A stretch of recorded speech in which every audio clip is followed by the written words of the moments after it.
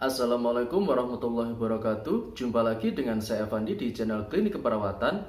Jika pada video sebelumnya kita pernah membahas hasil pemeriksaan test pack menunjukkan hasil yang negatif, namun ternyata ada tanda kehamilan, maka di video kali ini kita akan membahas hasil pemeriksaan test pack hasilnya positif, namun ternyata tidak ada tanda kehamilan. Sebelum hal ini kita bahas lebih lanjut, seperti biasa untuk kamu yang belum subscribe channel Klinik Keperawatan, jangan lupa untuk subscribe terlebih dahulu.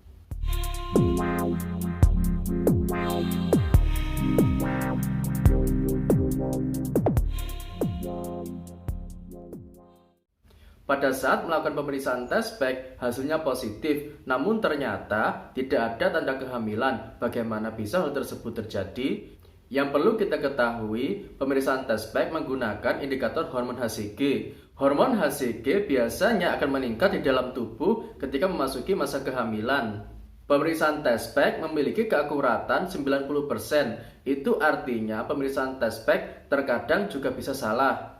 Pemeriksaan test pack menunjukkan hasil yang positif, menandakan jika ada kandungan hormon HCG di dalam sampel urin yang diambil. Namun, kandungan hormon HCG di dalam urin tidak serta-merta menandakan jika seseorang tersebut dalam masa kehamilan. Ada beberapa kondisi fisik yang menandakan jika ada kandungan hormon HCG di dalam urin dan darah, namun ternyata tidak ada tanda kehamilan. Berikut beberapa hal yang biasanya terjadi pada saat pemeriksaan test pack menunjukkan hasil yang positif, namun ternyata tidak ada tanda kehamilan. Antara lain, yang pertama adalah adanya kehamilan kimiawi. Kehamilan kimiawi biasanya terjadi pada saat embrio yang sudah dibuahi tidak bisa tertanam atau tidak bisa berkembang di dalam rahim. Jadi, pada saat awal-awal kehamilan, hasil pemeriksaan test pack biasanya menunjukkan hasil yang positif. Namun ternyata tidak ada kehamilan.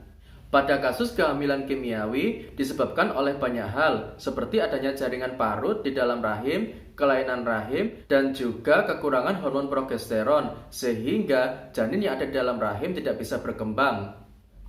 Hal yang kedua yang biasanya menyebabkan pada pemeriksaan test pack menunjukkan hasil yang positif, namun ternyata tidak ada kehamilan adalah adanya kehamilan ektopik. Hal ini membuat embrio tidak bisa berkembang, namun ada kandungan hormon HCG di dalam urin dan juga darah. Hal yang ketiga yang biasanya menandakan pemeriksaan test pack menunjukkan hasil yang positif, namun ternyata tidak ada kehamilan adalah diakibatkan oleh keguguran atau aborsi. Hormon HCG di dalam tubuh akan terus meningkat seiring masa kehamilan. Namun, ketika terjadi keguguran atau aborsi, kandungan hormon HCG di dalam tubuh tetap ada hingga beberapa minggu ke depan. Hal inilah yang biasanya menunjukkan hasil yang positif, namun ternyata tidak ada tanda kehamilan. Hal yang keempat yang biasanya menyebabkan pemeriksaan test pack menunjukkan hasil yang positif namun tidak ada kehamilan adalah adanya tumor yang menghasilkan hormon HCG. Hal semacam ini bisa terjadi akibat sel-sel yang seharusnya membentuk plasenta justru malah membentuk tumor. Hal yang terakhir yang biasanya menyebabkan pemeriksaan test pack menunjukkan hasil yang positif namun tidak ada kehamilan adalah kesalahan penggunaan. Pastikan pada saat penggunaan alat test pack digunakan dengan cara yang benar. Dan juga yang perlu diperhatikan adalah tanggal kedaluarsa alat test pack tersebut.